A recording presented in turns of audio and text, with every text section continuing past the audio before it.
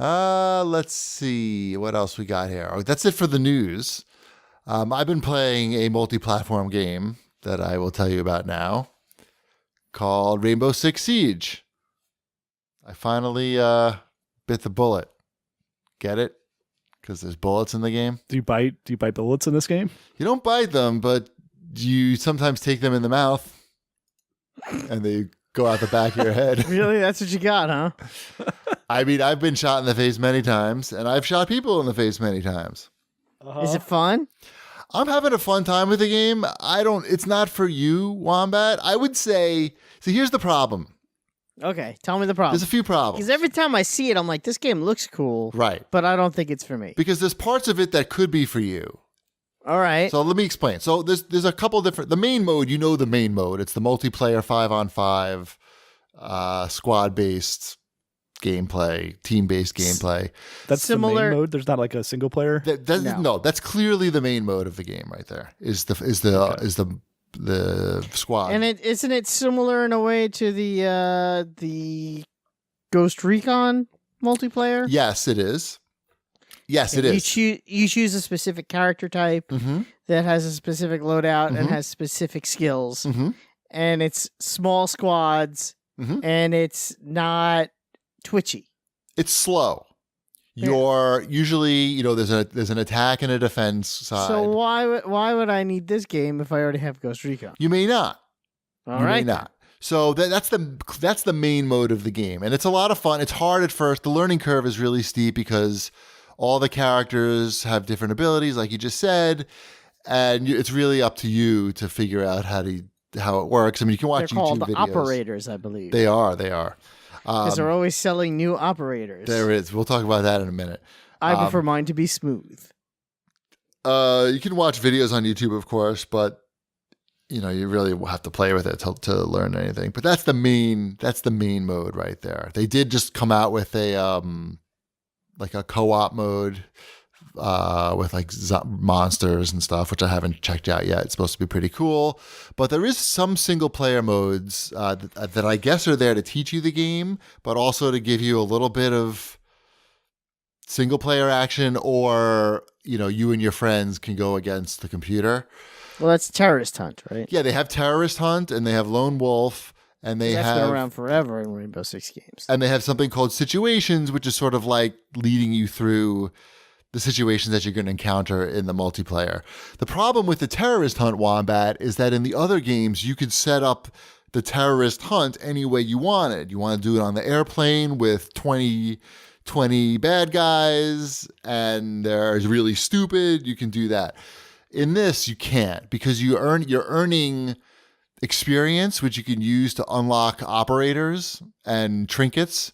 So they don't want you to be able to just choose what you want to do. So even the maps are random. You can't even choose the map in a single player Terrorist Hunt. So I think that's a deal breaker for you. Even the maps are random is also my favorite air supply site. Anyway, I know you like that one. Don't pretend. It was all right. That was pretty good. I wouldn't go that far. Shipwreck, would you go that far to say it was pretty good? I will confess that I do not have a great air supply knowledge to even understand how good or not good that was. My math teacher in junior high used to play air supply for some reason during class, and so I'm very familiar with air supply. Anyway, we're talking Rainbow Six. Yeah, it's still fun. I think the loot box system is pretty obnoxious. They do it. I've never seen it done this way before, and I'm not saying there's probably other games that do it this way, and I just don't know. But the way this one works is you have a base chance of earning a loot pack, and I believe that base chance is 2%. Okay, so if you win a match, then you get to spin that loot box wheel, and your chance of winning is 2%.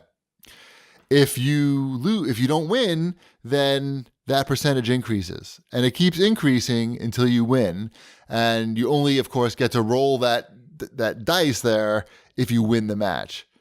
So it's kind of frustrating compared with, like, let's say Overwatch, where it's just you're earning experience, and when you level up, you get a loot box automatically. It doesn't matter if you win or lose. And what I thought was super obnoxious was that they sell these season passes, right? So like the year 3 season passes out, it unlocks operators, and it gives you a boost to earning these loot boxes, and the boost they give you is 0.3%. Fun. So it's just like, how cheap could you get? I mean, you couldn't have made it. Just give me a free 1%. Well, I mean, it sounds horrible. Like, what marketing guy, when he's making the graphic, and there is a graphic and it shows it 0.3%, looked at that and said, yeah, that's going to look really enticing to consumers. That when have they ever seen a percentage number that low on a piece of marketing? Except, I guess, like a mortgage brochure. Maybe you'd like to see something like that. But in any other, I would like to see a 0.3%. Yes, you would love to see that. I would very much. I would refinance for that. Yes, everybody would. You understand what I'm saying, though. It doesn't. You don't look. No, who looks at that and goes, "Oh boy, 0.3%." Like, so I mean, like, compare it with. I know it's a little different, but like Forza, they gave you essentially a freebie every time you earned one. So every time you got a wheel spin, you earned a wheel spin if you had the VIP back. Anyway, it seems like laughably chintzy, but hey, I'm CheapyD and I'm allowed to. So did you get the $300 version of the game or whatever it is? I bought the $60 version of the game, but I used 100 UB points to get to a 20% off coupon that I used on the Uplay store. So I only paid $47.99. Excellent. I basically bought the game so I could play with Jon Snow. Yes. At his lunch break, because he works for Ubisoft. And I figured I don't really talk to him now, so it was worth me paying the $48 to get the game and a direct conduit to Jon Snow. So, yeah. I've still been playing the Wildlands of Ghost Recon. I noticed that. I'm getting close to the end. So you'll do it. I did. If I could do it, you could do it. No, I'm definitely going to do it. I mean, time-wise. It's about time. I get it. That's what I mean. Yeah. If I can pull it off, you can pull it off. I'm still playing the South Park game. I'm like 11 hours in. Great. Okay. You spent like 115 hours or something in Ghost Recon, Wombat. Oh, I spent a bajillion hours. I spent all the hours in Ghost Recon. What can I say? I'm not quite sure how you did that, but like when I checked, I was like at 66 hours, and I'm nearly 100%.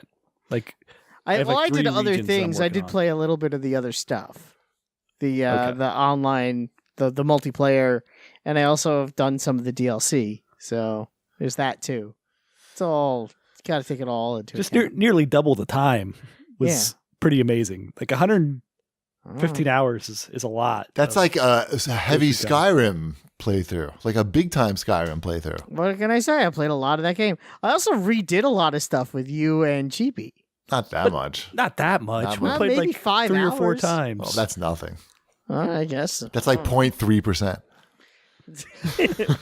Actually, I think it's more. Never mind. I mean, I'm thinking now, like, you put so much time into Ghost Recon, like the combat's not that different in Rainbow Six.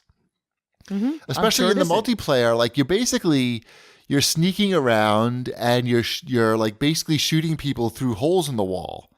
I understand that, but I also have Far Cry 5 that I already bought. And it's going to be out in a week and a half.